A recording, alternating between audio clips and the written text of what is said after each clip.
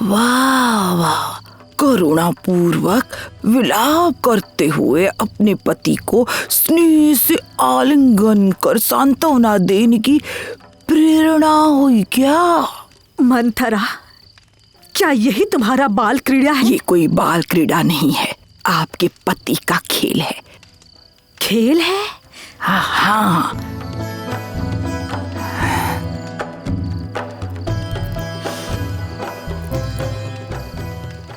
प्रेम से, बातों से जो हृदय न जीत सके उसे अश्रुओं से जीतने का प्रयत्न है ये। ओ मृत्यु देवता, ओ मृत्यु के देवता, ओ मेरे इस संकट की ज्वाला को अपनी करुणा की हिम वर्षा से बुझा दो। अपनी हिम शीतल भुजाओं में मेरा आलिंगन कर लो। आओ मृत्यु के देवता, आओ आओ।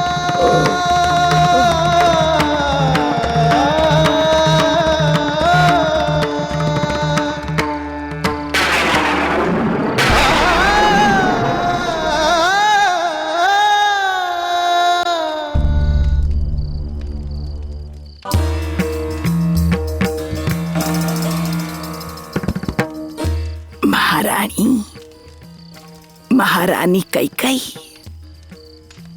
कैकई, कैकई।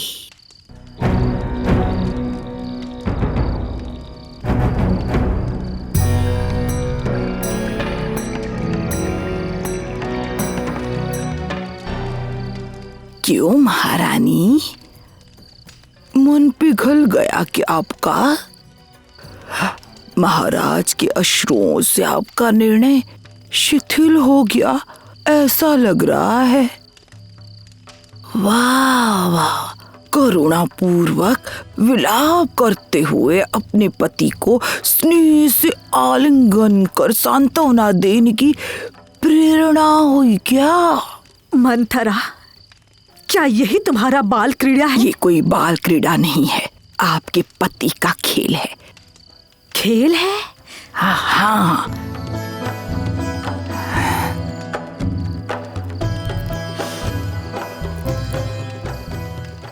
प्रेम से, बातों से जो हृदय न जीत सके उसे अश्रुओं से जीतने का प्रयत्न है ये।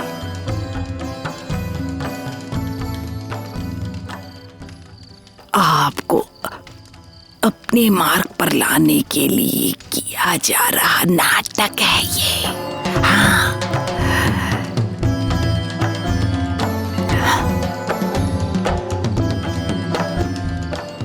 यदि आप इसमें पिघल गई तो समझिए आपकी कथा समाप्त हो गई।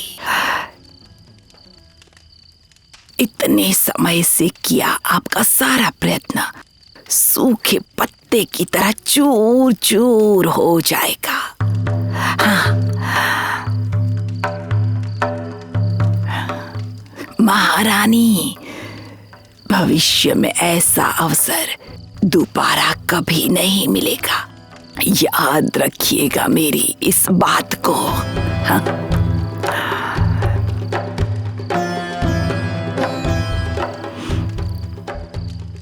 यदि आपको अपने पुत्र का भविष्य प्रिय है तो आपको विचलित नहीं होना चाहिए। जब आपकी मांग पूरी ही होने वाली है तब मन कठोर रखिए, करुणा दूर कर दीजिए, दूर। हाँ? मंथरा, तुम्हारी समयोचित सलाह के लिए धन्यवाद करती हूँ। मैं दासी हूँ महारानी, धन्यवाद की कोई आवश्यकता नहीं। आपकी विजय से यदि आपका मुख खिल उठे तो वही मेरा परम संतोष है महारानी। मंथरा, हाँ? लगता है महाराज को चेतना आ गई है। तुम अब जा सकती हो। जाती हूँ महारानी, स्मरण रखिएगा। हाँ।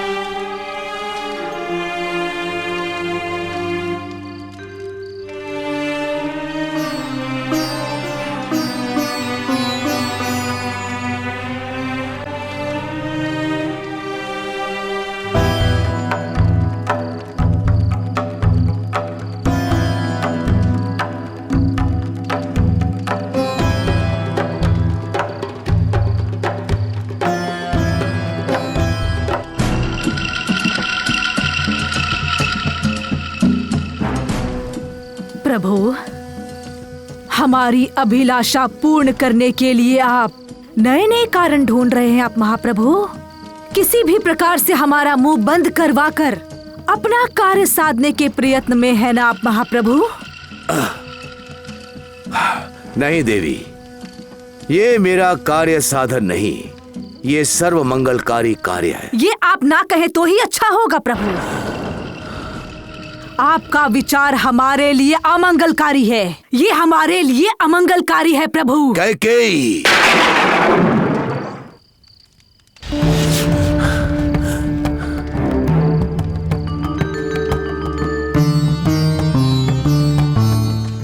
प्रभु, पहले आपने कहा कि आप मरना चाहते हैं, तत्पश्चात आपने कहा कि हम मर जाएं प्रभु। रामचंद्र का राज्याभिषेक ना हुआ तो पूर्ण प्रजा विद्रोह करेगी, सर्वत्र उथल पुथल हो जाएगा, ऐसा कहकर हमें भयभीत करने का प्रयत्न किया ना? नहीं देवी, भयभीत करने के लिए कही गई काल्पनिक बातें नहीं हैं, ये वास्तविक सत्य है। तुम्हारी स्वास्थ्यपूर्ण दृष्टि को वास्तविकता दिखाई नहीं दे रही। हमारा किया हुआ कार्य यदि आपकी दृष्टि में स्वार्थ है ना प्रभु, तो आपका कार्य आपको स्वार्थ नहीं लगता है क्या महाप्रभु? मेरे तेरे स्वार्थ को छोड़ो, प्रजा और सामंतों के अभिप्राय का मान रखो। आप और वो हमारे अभिप्राय का मान क्यों नहीं रख सकते हैं? प्रभु, पूर्ण रात्रि आपकी प्रत्येक बात में हमें हमारे निर्णय को, हमारे निर्धार को पीछे हटाने का उपाय ही छिपा था ना। और अब भी आप हमें आपका राज्य देकर बहकाने की पूरी तरह से कोशिश करने में लगे हुए हैं। रामचंद्र को मैं ये सौंप दूं ऐसा सोचकर आप संपूर्ण उपाय ढूंढ रहे हैं। इसका उद्देश्य क्या है प्रभु? यही है ना कि रामचंद्र वन ना जाए और हमारे पुत्र भरत का राज्याभिषेक ना हो, ऐसा ही चाहते हैं ना प्रभु? हम यहाँ की राजमाता ना बन सके और आपकी वो कौशल्या ही राजमाता बनकर सबको प्रेरित करे, यही आपकी अभिलाषा है ना प्रभु? देवी, देवी, मेरी भावनाएं तुम्हें समझ क्यों नहीं आ रही हैं? जब आप हमारी बातों को नहीं समझते हैं प्रभु, तो हम उनकी भावनाओं को क्यों समझें? प्रभु, भोर होने में अभी भी थोड़ा समय है। इस अर्थहीन जिज्ञासा को समाप्त करते हैं प्रभु। कह दीजिए कि हम धर्मात्मा नहीं, दिए हुए वचन को निभाने की कोई आवश्यकता नहीं। सत्य हरिश्चंद्र जैसे महात्माओं के वंश में जन्म लेकर भी वचन को तोड़ने में कोई अपराध नहीं है प्रभु। रघुकुल की कीर्ति नष्ट हो तो भी कोई चिंता नहीं है।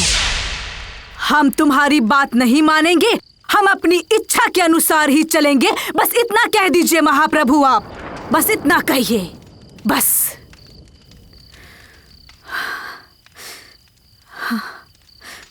हमारे पति ने वचन भंग कर दिया,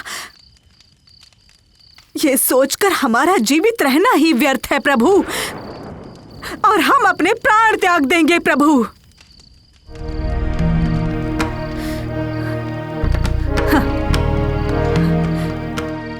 हमारे प्राण त्यागने से आपका क्या? आपका मार्ग तो सुगम हो जाएगा।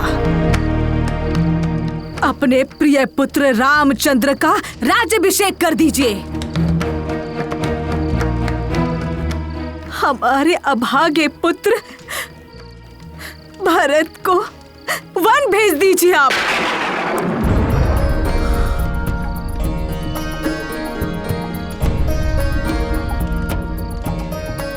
सारा संसार आपको वचन भ्रष्ट दशरथ महाराज कहकर निंदा करे तो भी चिंता नहीं। आपके पुत्र रामचंद्र को सिंहासन तो मिल जाएगा ना, इतना आपके लिए पर्याप्त है।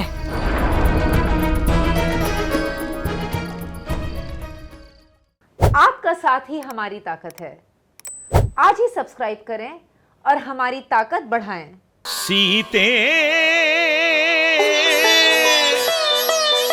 राम कथा हृदयं